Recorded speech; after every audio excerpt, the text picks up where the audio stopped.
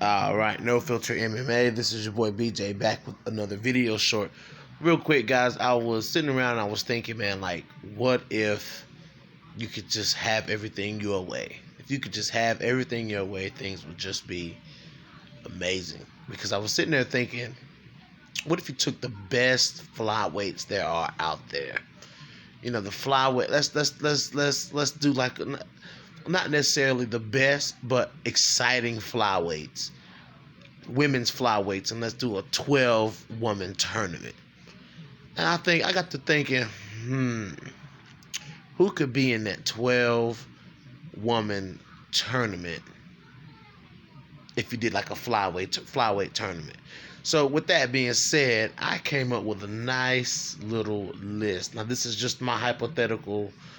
This is just my imagination running wild on me, y'all. That if I could do, if all the top promotions asked me, pick 12 flyweights to make a tournament, who would you pick? So here it is. So the first flyweight that I thought to put in it, well, not necessarily the first, but one of the flyweights I thought to inject into this tournament, because you got to have all levels in a tournament. You have to give people the opportunity to rise to the occasion. You have to give people the opportunity to prove that they're the best. So, you're either one of the two fighters. You're either right there in the middle, somebody who could win or lose.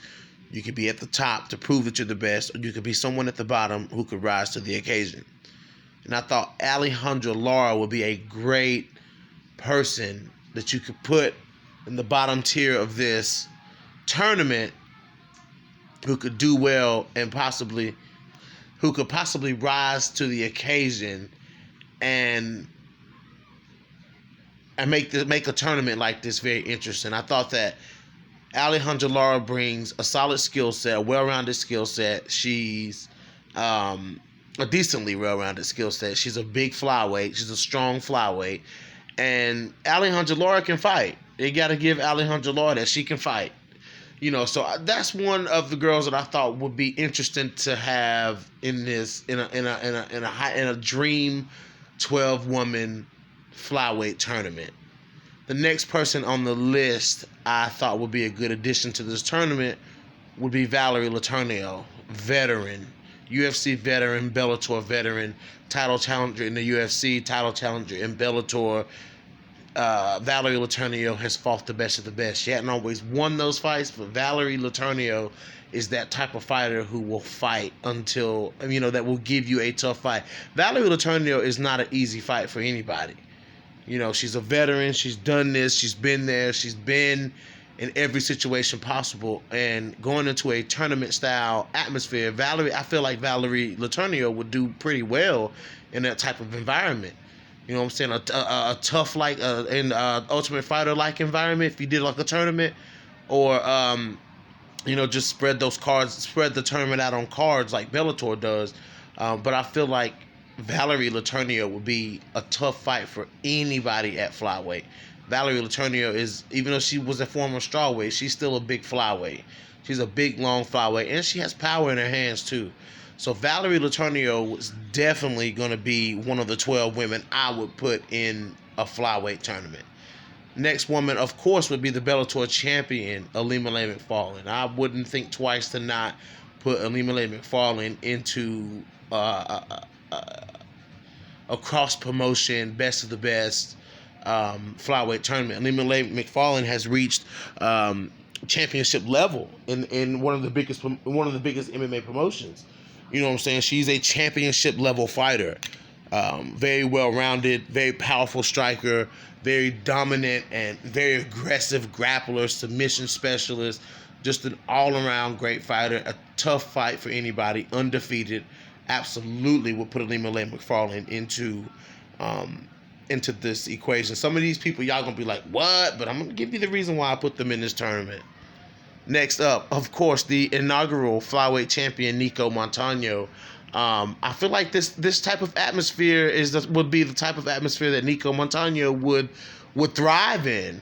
I feel like she would be a tough matchup for anybody in this flyweight tournament. Nico Montano is a tough, well-rounded fighter, very similar to ilima-lei McFarland. That would be a damn good matchup.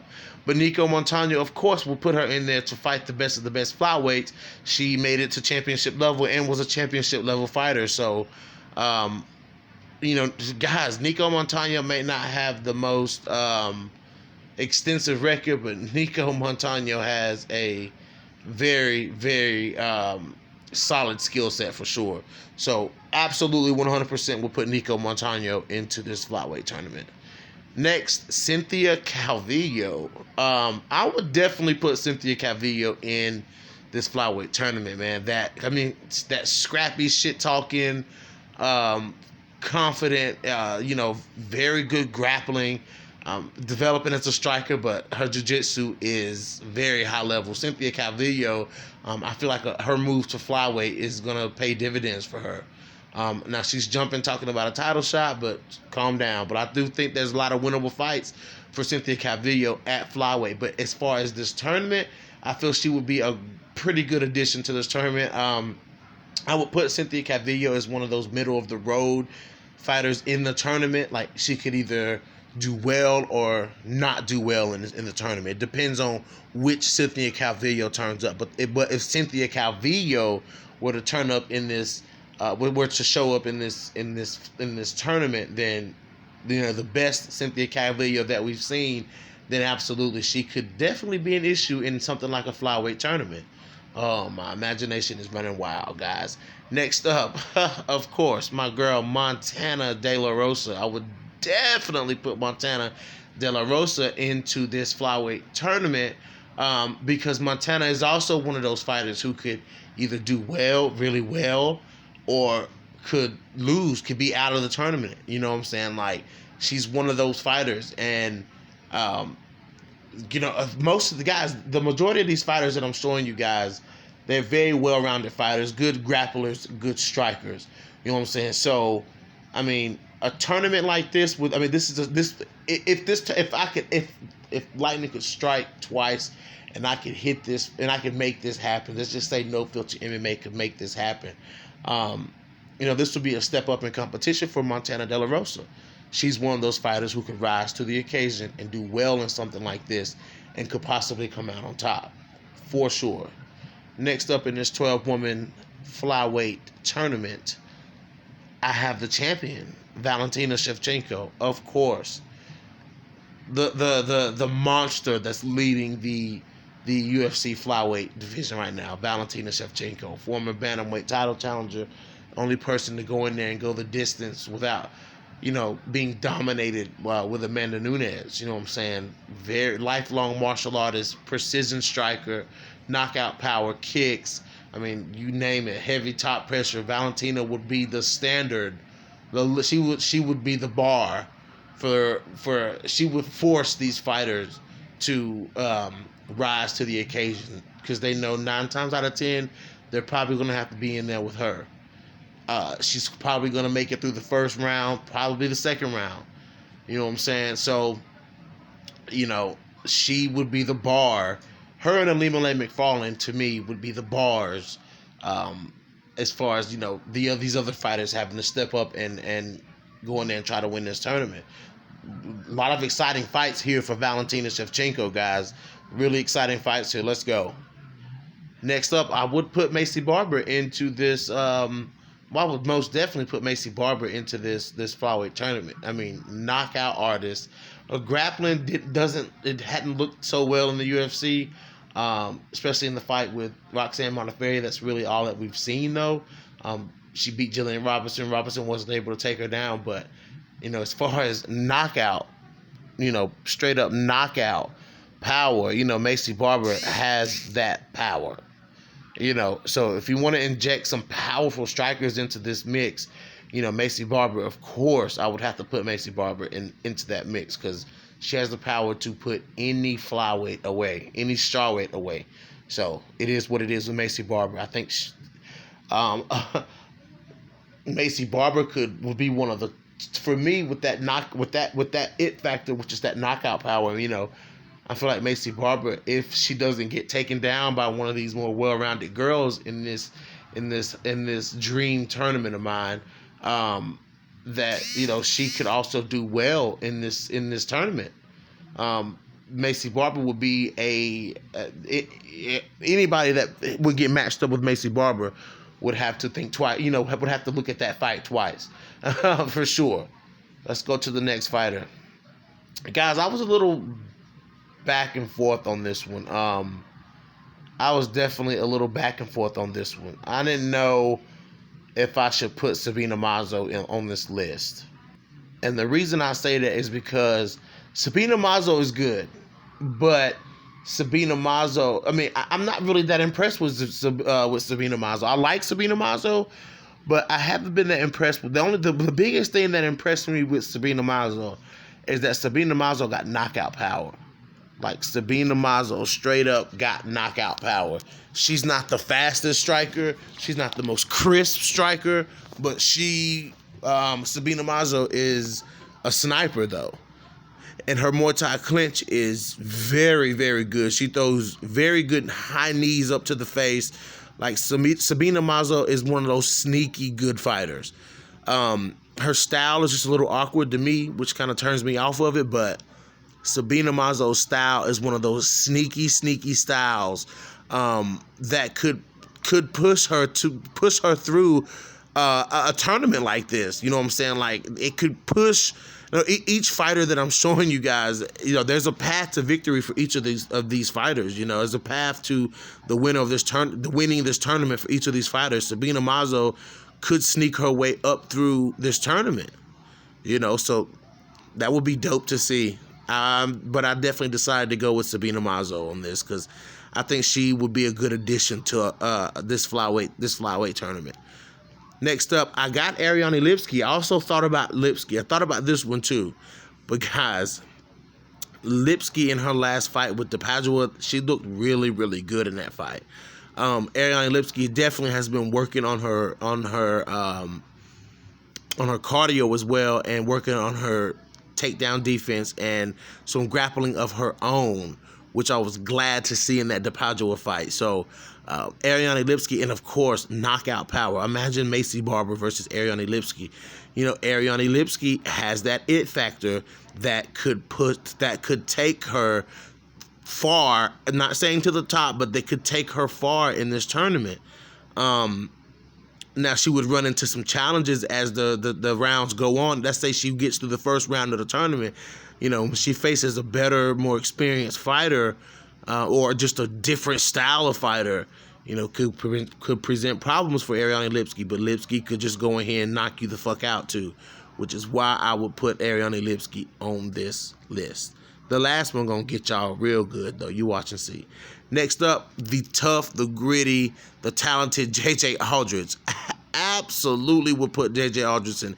Listen, JJ Aldridge is tough, and I think she kind of came out on the bad end of that decision against Sabine Amazo, because JJ Aldridge was in that fight. JJ Aldridge, she's one of those fighters who just gets unlucky, because the fight with Maisie Barber, she was winning that fight. She dropped Maisie Barber a couple of times, and she was just winning that fight. JJ Aldridge is very tough, and she withstood a lot of those powerful shots from Maisie Barber. But JJ Aldridge herself is a very well-rounded fighter, good striker, good grappler, good clinch fighter, and she's a grinder. She's a grinder. So JJ Aldridge, you have to put those. I had to find somebody who was tough. You know what I'm saying? I had to find somebody who was really. It was a toss-up between JJ Aldridge and Molly McCann as far as toughness and grittiness, who to put in this spot. But I chose to go with JJ Aldridge just based off of her performances against Maisie Barber and Sabine Amazo. She looked great in both of those fights. So, yes, for sure, I would go with JJ Aldridge. Last but not least, guys, this one I want to throw you guys for a loop. But this fighter has been talking about making that move to flyweight, potentially. And that fighter is Miss Tatiana Suarez Padilla. Yeah. Tatiana Suarez. If Tatiana Suarez was to go to flyweights, Tatiana Suarez could really be a force to be reckoned with at flyweight. I think maybe she may move to flyweight, so she doesn't have to cut so much weight. She needs as much padding around the muscles in her neck as possible because she keeps having these neck problems.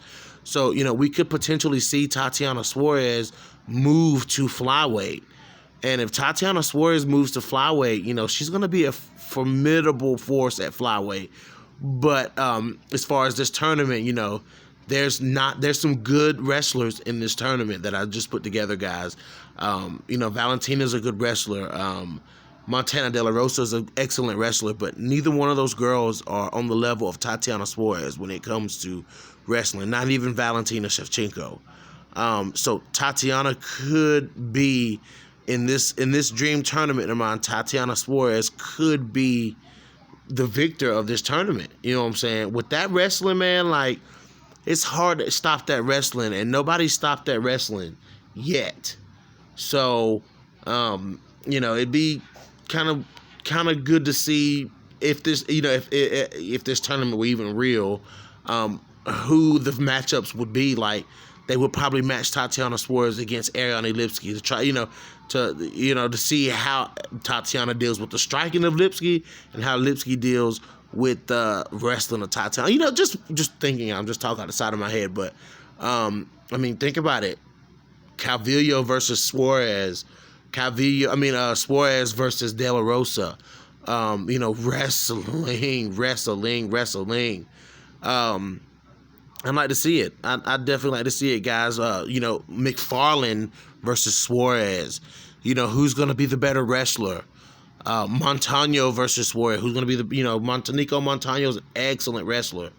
You know what I'm saying? Who? I don't know. I just thought Tatiana Suarez would be a very interesting addition to this dream flyweight Grand Prix. Yeah, guys. So tell me what you think about No Filter MMA's dream flyweight Grand Prix. This is your boy BJ back from No Filter MMA. Drop those comments in the comment section. Hit that like button. Hit that dislike button. And if you haven't already, hit the subscribe button. And I'm out.